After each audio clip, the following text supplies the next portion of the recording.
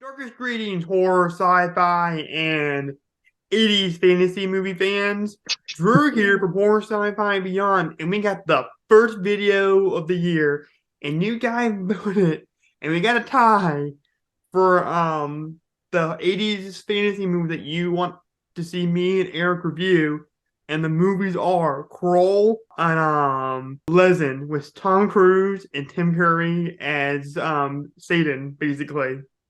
And it was too hard to choose between the two since there was a tie. I don't feel like we could do a tiebreaker, so we decided to just review both of them, which Yeah. is, in all fairness, I think fair, I suppose.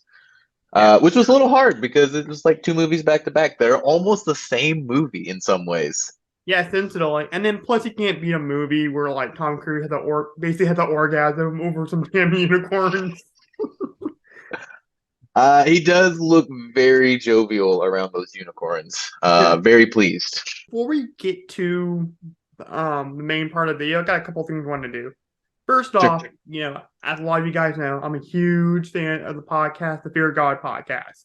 And, I'm good friends, with one of the hosts, Reed Lackey. And, we like to set each other out because, that's what, content creators do. For one of his, I believe one of their last videos of the year, when they reviewed the movie The Visceral, on Netflix, really cool horror movie, like kind of folky horror movie. Yeah, if you've never seen it. I haven't heard of it. I haven't seen it. Yeah, it's Visceral, like a satanic Visceral. That was like one of their last videos of the year, their second to last, and they did their top 10 favorite horror movies of 2022. Very similar to like what we did in the Muppets Christmas Carol video. Sure. And so Reed was on that video, and so then I made the joke where I pretended that my number one was Firestarter, and so in the review for the Visceral, Nathan, Reed's co-host, did the same exact like joke in their top 10 horror movies of 2022 portion of that video, and even Great minds think alike.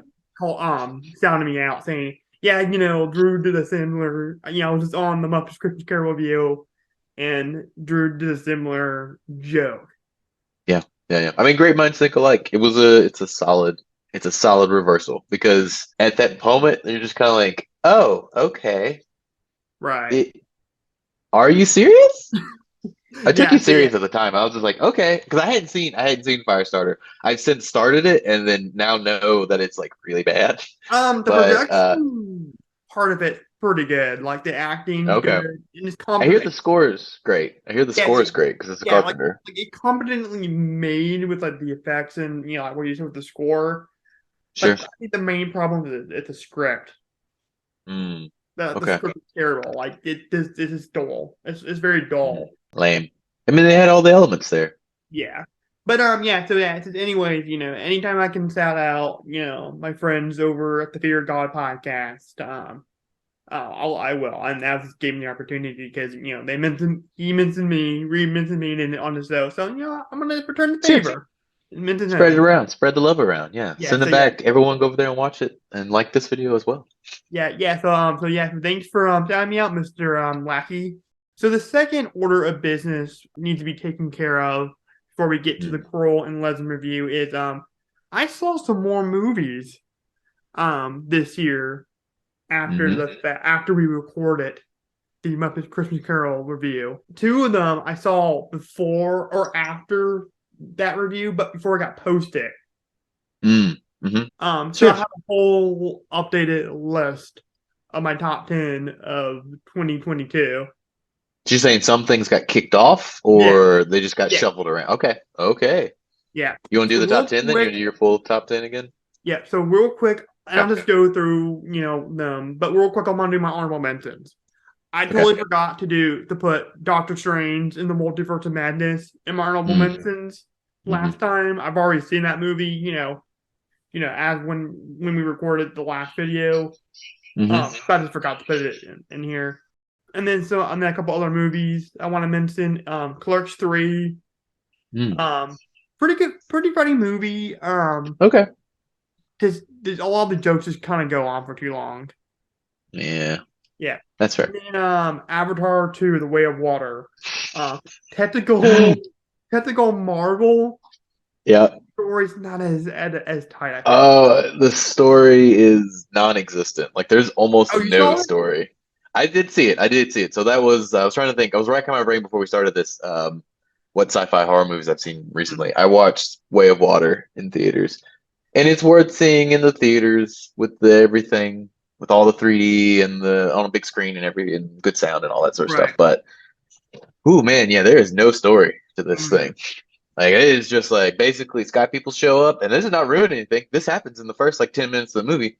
Sky people show up, and they're just like, "We got to kill that Jake Sully," and then they just Right. go on the run, and that's it. Like, that's the story. Yeah. I do That's like your the whole plot. family element to it. I thought that was pretty interesting. So real quick, on to the updated top 10. Like I said, I'll just go through the ones that have been on there, and I'll just I'll talk about the ones that are updated. Um, Sure. so the first one is updated. Number 10 is Glass Onion, the new Mm, Knives Out movie. mhm. Really good. Definitely a subversion of expectations. I don't know if you saw it or not, Eric. Haven't seen it yet. That was one of the movies that was on my list to watch this weekend, but I didn't watch it. So Yeah, but no, but it was really gonna catch good. it soon. Definitely went into places I did not expect it to go. I just Okay. feel like in the first one, the motivations were more clear. Mm, I okay. felt, but yeah, but no, but it's still a solid movie, nonetheless. Made your top 10, so that's Yeah, something. yeah. Number 9, Nope. Number 8's another updated one, and that would be Ty West's Pearl. Mm, Yeah, finally got mm. to see it. I Pearl's heard. great. Yeah, yeah, yeah. I kept hearing a lot of good things about it, and that was one of the ones I wanted to put on my priority list before we Sure. filmed this video. And I freaking loved it. I loved it significantly. I liked it significantly more than X. And X Oh, was really? really, really good. Huh. I think I may have liked X more, but there are parts of Pearl that are more memorable. That Yeah, makes sense. I Like think the the last most. 30 minutes of Pearl is like perfect, but like the first hour or so, I'm kind of like, I don't know. Yeah, I think both X and Pearl have both very memorable scenes. I just think I was more Hmm. invested in Pearl. Sure. Um, Yeah, for sure. And I feel like Mia Goth is gonna be definitely one of those ones where everybody's saying, "Oh yeah, she needs to get nominated," but Mm. with the Academy, they're gonna screw over again. They Oh, they sure. Yeah. I mean, yeah, they do it time rare. after time. They do it. Yeah, it's rare that like horror movies get nominated. I mean, I guess the last one was really like Get Out, probably. Yeah, Get Out or Like like Shape of Water, but that was like the same year. oh, that was the same year as Shape of Water, wasn't it? Yeah, Shape Yeah. of Water Yeah. technically a horror sci-fi is kind of movie. Yeah, I would say Shape of Water is about a horror sci-fi. And just two things real quick without spoiling Pearl. One of the best wonder shots I've ever seen ever. Like one of those Hmm. long continuous shots. Hmm. And the last shot was probably the most frightening and haunting scene ever, but also the most intriguing scene at the same time. Number 7 would be the Batman. Number 6, the Black Phone. Number 5 is another update, and that'll be Guillermo del Toro's Pinocchio. Oh, still need to watch as well. Heard good Yep. things though. Probably one of the best stop motion animated movies I've ever seen. Oh, okay. Better than Because the Tom Hanks Pinocchio that came oh out god, I didn't earlier see this that. year. But like you I look at heard like it was the terrible. or like the Tim Burton kind of movies, or like the Henry Hmm. Selick kind of movies, or like Yeah. Paranorman or whatever, and they're great Hmm. movies, but they have like a very unique kind of kind of stiffness to them when you Hmm. can kind of tell they're a clay figure. This one you could not tell they're clay figures at all. Huh. Okay. I really like Pinocchio. I thought he was the right balance of like annoying but also enduring. Okay.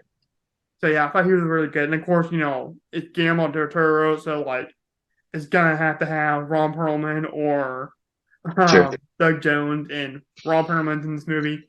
He's great. Christoph Waltz is great in this movie. I love the whole like war aspect to this movie. I thought that was Mm, interesting. okay. Yeah, so check it out. Check it out. Check it out. Check Check it it out. out. Number four would be The Unbearable Weight of Massive Talent. Number three, The Menu. Number Mm. two, Oh How the Mighty Have Fallen. Top Gun Mavericks, number two. Which means my number one favorite movie of the year is Oh. Steven Spielberg's The Huh. Fableman. Okay. Okay. I haven't watched it yet. I've heard good things. I've seen clip. I've seen like I watched the trailer and I've seen the poster Mm, and I'm not sold yet on it, but I know people who love it, and so I'm not going to say anything because I haven't seen it. yeah. But Ah, tell me man. what you love about it. Man, I can spend like 3 hours talking about this movie and how great it is. But I'll Okay. try to keep it brief. Um, Okay. man, like this movie like hit me harder. Like no other movie hit me harder since Gone Girl. I think that was the Oh last wow. movie I saw like that came out recently, and I was like late to the party on that one. But Hmm. that one really hit me hard, and then this one, and no other movie has hit me as hard as The Fablemans. Oh Um, wow. yeah, I knew I was gonna really relate to like the love of film aspect because this is like Hmm. loosely based off his. I wouldn't even say loosely based off his life. It's more kind of like a Hmm. semi biography. Right. The Biography. names have been changed, but Yeah, like because I watched his documentary and it is surprisingly mm, like truthful that this movie yeah. a lot of it did happen. But yeah, I thought I was going to relate to the love of film part and then the divorce part, which I Mm, did, and that really hit me. But there's like hmm. little moments here and there that I really related to. Like there's this Okay. part when he moved from Arizona to California, and it's like Hmm. California in the '60s. So like he was Hmm. experiencing a lot of anti-Semitism because he's Sure. Jewish. Yeah. Yeah. And then there's part when he's playing volleyball in PE class and he keeps getting like bumped into and getting hit by the ball and he's completely is out of his element. And like I leaned over to my mom because I saw this movie with my mom and I told Hmm. her, yeah, I relate to that. I totally relate to Mm, that.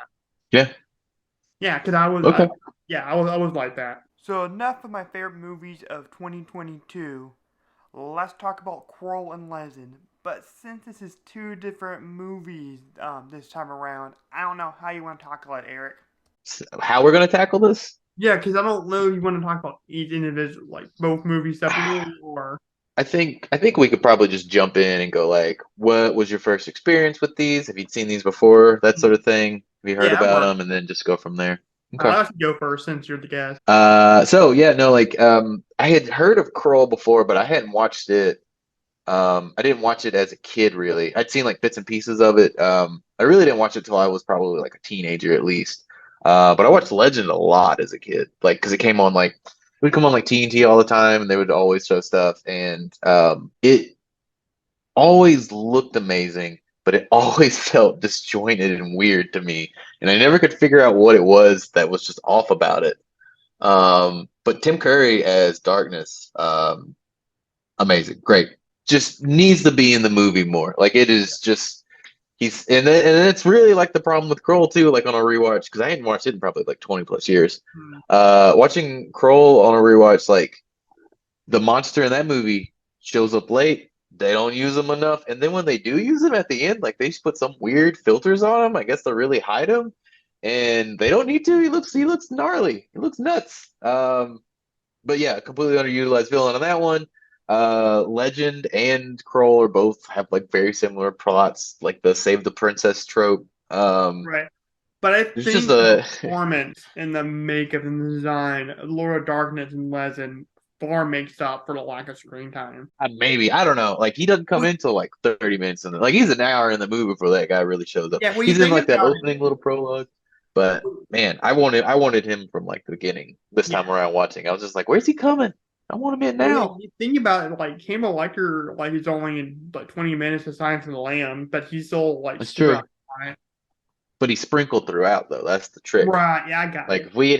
if we had had more scenes with darkness, and we have that scene, that one weird scene where like Blix and like the other two dinguses are like by the campfire, and like he's like casting spells, and then darkness shows up, but he's like in a big blanket for some reason, and then just like talks to him before he like expels. I thought all those characters were annoying, like all the goblin characters and like the dwarfs, that fucking Yeah, forest nymph. that's another thing too. Like Legend like alternates between like super serious weirdness like immediately to like high camp like silliness. It like tonally it's all over the place. Yeah, it's all like And maybe Willow, the a lot of it. yeah. But like maybe the director's cut fixes some of this. I don't know. Haven't seen it, so full disclosure, have not seen the director's cut. So Yeah, and that some makes of you those things may fix wonder. it. I think you wonder if that was a clash between like the director, because this is really Scott that directed Mm-hmm. um Legend, and he has a very kind of dark, like Mm-hmm. ready sensibility to him. But Mm-hmm. like the studio thought it was too dark, so they needed to make it a little bit more fun. I'd read about it a long time ago, and I can't remember exactly what it said. It was something to the effect of that it was a much longer movie, like a 2.5 hour like epic movie, like a Gladiator, and then like they went in and cut out like 90% of it or something, or maybe it was closer to 2 hours. Either way, like it was definitely a longer movie, and they cut it down after like a test screening or something like that. And I don't remember what it was, but I think it was Ridley Scott's decision to cut it down. And I'm not sure it was the right one. Yeah, it was actually because I think the original cut had some bad reviews or like test Hmm. reviews. Sure. Um, and I think it was his idea to get Tangerine Dream to do Yeah, the soundtrack for like the shorter U.S. version, sure. because he thought that music is easier to replace. And honestly, like the Tangerine Dream score actually works really well for it. Oh yeah, Um, I haven't listened to the Jerry Goldsmith score, but I hear it's really good. yeah, it's okay. I want to see the European. I mean, there's like four. It's like Blade Runner. There's like four versions of this Hmm. movie out there in the world. There's like an extended TV cut. There's a director's cut. There's a European cut. There's original theatrical cut. Yeah. Um, I don't know if I want to dig in through all of them, but I would definitely give a longer version a watch at some point because there's just scenes that kind of stack onto one another and feel a little like mashed together versus like one flows from the next. Also, there's weird logic in this movie where there's just like they'll set up something super serious and then it'll just immediately turn on a dime to like being silly. It's like the scene with where the unicorn gets shot, but then Mia Sarah and Tom Cruise are just talking about like whoever gets this ring will win my way. And he just jumps Mhm. off the waterfall. And then like the scene with Gump where he's just like, the unicorn, you touched it. He's like, let's have some wine. And I'm like, what's Unfortunate. going on? Yeah. And then Well, there's like they have to go on that quest to get the all the like the sword and the shield and everything. He's like, go through here. And then like he just immediately shows up and finds it. Like there's like no right. trial or anything. And I'm just like, there's just Yeah, Krull had a so much stuff. trial. Yeah, at least yeah, there's at least a sequence where he has to stick his hand in lava to get this Glaven, which is the most ridiculous switchblade in the universe. I think I like the look of Legend more, but I Yes, feel a bit more. But I like 100%. the structure of Krull more. I agree. I agree. Yeah, because he had to go through like all these trials. Hmm. Like he had to get the clave. Yeah, because the important item in Krull, or the iconic item in Krull, is the clave. Hmm. And the main character's name is Clowen, and I kept calling him Kroll for the longest time. I was like, "What's Kroll doing?" Oh, that's Kroll. Uh, it's kind of confusing. Yeah, It's a weird mythology. and I love seeing Go ahead. Charlie Bucket's t-shirt in this movie. Oh yeah, Yeah, at that wizard character that kept turning to animals. That was fun. He turned to a tiger at one point. he turns into a tiger, he turns into a dog, he turns into a goose. Like So it's just some here's weird. what I don't get about this movie, Crawl. Okay, Hmm. so it starts out in space, right? Yes, So like it's sort of a sci-fi movie, yes, but then it feels like a straight fantasy movie, like yes, throughout. And then there's yes, fucking lasers, like the bad guys, like the yes, Slayers. yes. Yes. the villain Huntsman, the suit's fucking laser. So imagine you never heard this movie before, and you're watching it on cable, right? And Yep. you're watching like just a normal part of the movie. Hmm. And it's the end, and then the Slayers come out and shoot lasers. Like that makes it's Yep. like you're like what? What is happening? It is bonkers. It should be more enjoyable than what it is. It has like a high camp value to it, but at a certain point in the movie, I'm just like, man, I wish they would just get to this beast already. Like somewhere around like the hour and a half mark when he has to go see the lady spider that Mm, was for his former wife, which is like a really nice scene, but I'm also just like, I don't care. I just want him to fight the beast at this point. right. How long And then is this movie? Like 2.5 it's like hours? 2 hours. Nah, it's just like two. It's just at 2 hours, but it definitely feels like 2.5 hours. Yeah. And there's the scene. There's a scene where they like capture all those like fire horses where there's Mm, no music underneath it. And it goes on for like 5 minutes. And I'm yeah. like, man, they could have just like found this. I don't like it. But you have Definitely could Liam have been Neeson in cut this down some. movie. You do have Liam Neeson, and he dies. Yep. Sorry, spoilers. Yeah. And then Everybody dies basically. oh yeah, that was pretty sad. Except for Charlie Bucket's teacher. It's true. He lives. It was funny. That character, the musician Hmm. wizard character, kept talking at the beginning when you first introduced him, and I'm like, I know that voice somewhere. And then they said, I'm like, oh shit, that's Charlie's teacher. Figured it out. Got it. I mean, yeah, but it's a weird movie. Mhm. Krull is a weird movie, and it works for the most part. There's a lot of like interesting ideas in it. It just needed probably a little more focus. Yeah, but how would you like to have the clave? That'd be so badass. That'd be like one of the coolest weapons ever. It's like if someone's messing with you or whatever, and you just pull out like have I'm get the afraid I'd head. cut. I'm afraid I'd cut my all my fingers off as soon as I pulled it out. It would just look. It would just be like that boomerang in Road Warrior. It's like the guy who jumps up and like tries to catch it and like tries to. 100%. That's what Oh happened with the yeah, the glaive. I boomerang would chop thing. all my fingers off, and then I'd be like, well, I guess I'll use my left hand now. And then I'd probably chop all those fingers off. Both movies are the same and different at the same time. One is far sillier than the other one. I say that, but like they're both pretty silly. Right. Legend, which is only made 2 years after Krull, feels like a far more like mature and well-made movie. Krull feels a little slapdash, kind of cheesy.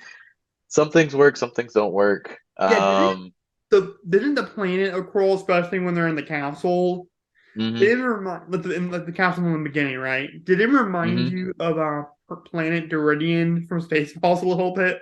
Like you're A in little outer bit, yeah. space, and it's like this medieval palace or castle. It's weird. Right. And it's a strange, strange movie. Because like at the beginning, it sets you up like spaceship flying, rock spaceship is flying in, gonna land. It lands on a planet, and then like we kind of like jump forward in time for a long ways, and like the beast has been there for a while, like the Slayers are doing their thing, and the Slayers are another thing altogether. Like when they get killed, like their helmets split open, and this like creature jumps out and goes into the ground. But I don't know where that creature goes, which is weird. Um, Right.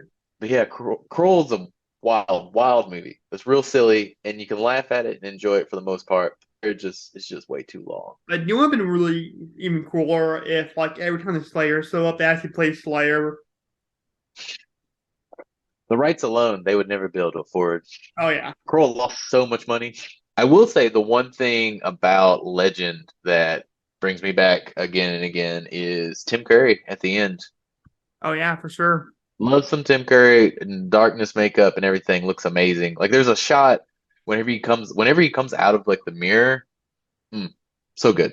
Oh, I don't He love like the he bends mirror. down in front of her and like his cape is blowing. Man, that's good stuff. The cinematography, production design, and Legend are really, really good and help carry like the first hour of that movie Hmm. along because there's some just like nothing really happens for a long while.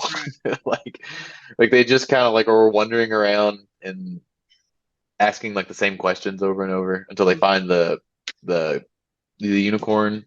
And they don't Mhm. really explain that either. Like that the unicorn's horn can be put back on and then it just can. I don't know. I guess I Yeah. assumed it just died, but I don't know. We also don't have unicorns. So I don't know. Here's my main question about Legend. Okay, so Sure. is Jack. Tom Cruise's character believes that there's Hmm. only goodness in the world, why does he Hmm. say, when he's referring to the unicorns, as long as they roam the earth, evil can never harm the pure of heart? How does he know the concept of evil? That's a good question. I don't know for sure. I mean, I assume it's probably like the title would imply that legends have been passed down from like the different wood elves and imps, just like the rules that aren't explained to us at the beginning about like Yeah. not being able to touch a unicorn, and then like she touches a unicorn, and then they're like, "Oh, you can't do that." And like, well, you never Hmm. told us that. How was she Yeah. to I know? don't know. She never told him. This is kind of a lame name for a movie. Legend? Yeah, because you can literally call any fantasy movie or any movie in a fantasy world like Star Wars. You could like, literally Star Wars could be called Legend.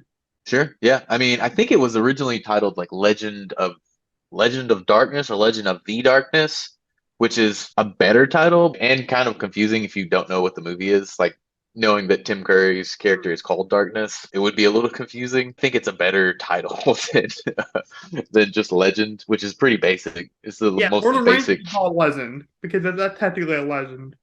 Yeah, you're right. Like literally any movie that deals with a mythical story could be called Legend. Mhm. Yeah, there's a Tom Hardy movie named Legend when Yeah, they. there's Tom Hardy could be called Legend. Well, I even wore my Hellfire shirt in honor of this because there's a deep. In honor of darkness.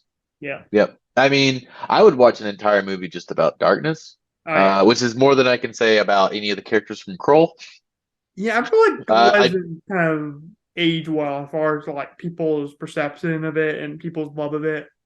Sure. Yeah, yeah. It's definitely a better looking movie all around. I think Krull has a lot of like silly fun to have, and there's some interesting ideas in there. It just kind of is a little muddled sometimes. Like the stuff with like the Cyclops people and like them knowing the death and all that sort of stuff's like real interesting.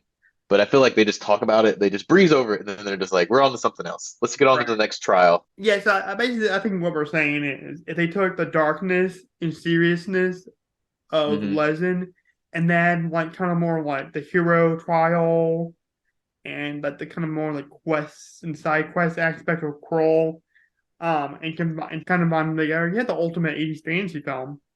Oh, for sure. Yeah, Yeah. and honestly too, Call it Legend don't of come Zelda. after.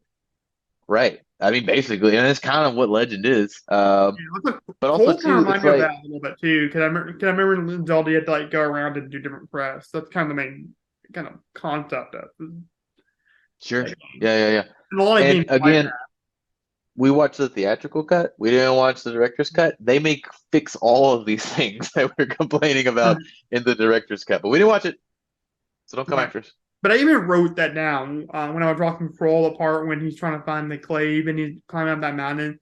That just like that, there's that one like kind of I guess like wide shot of him on the side of the Hmm. mountain.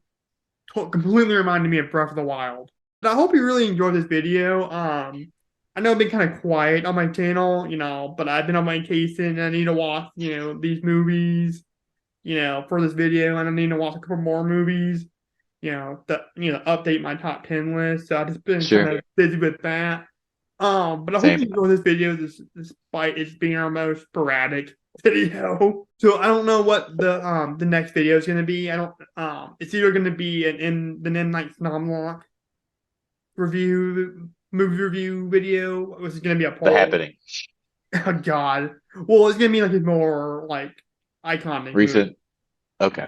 Yeah, so it's gonna be me, my mom, and Jackson. We're gonna review an M Night Shyamalan movie, or I don't know if this is That'd gonna be fun. part one of the MCU retrospective. So yeah, I don't know which one's gonna it's gonna One of be. those was coming though, so Yeah, keep your eyes peeled and your uh subscribe buttons clicked. yeah, for sure. Anyway, guys, if you like this video, make sure you thumbs it up, make sure you share it, and don't get seduced by the Lord of Darkness. Don't. Yep, and Bad things will happen. well that No, nothing. It's just like don't do it. Bad things will happen. yeah. Oh yeah, that dress is iconic by the way in Legend that Mia Uh, yeah.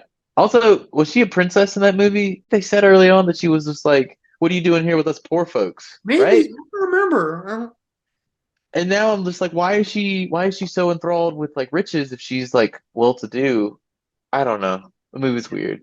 I was just distracted by how hot Mia Sarah was. She is a very easy on the eyes lady. Yeah. You So is was Tom Cruise. So what's to say? was Each their own. To each their own. I used to think the term easy on the eyes meant that they had nice eyes. Maybe they do. Yeah. But no, it actually means like they look good. Sure. And they're easy to look at. They're good to look at. Hmm. But anyways, guys, if you like this video, make sure you thumbs it up, make sure you share it, make sure you subscribe to this channel, and over and out. Bye. Bye.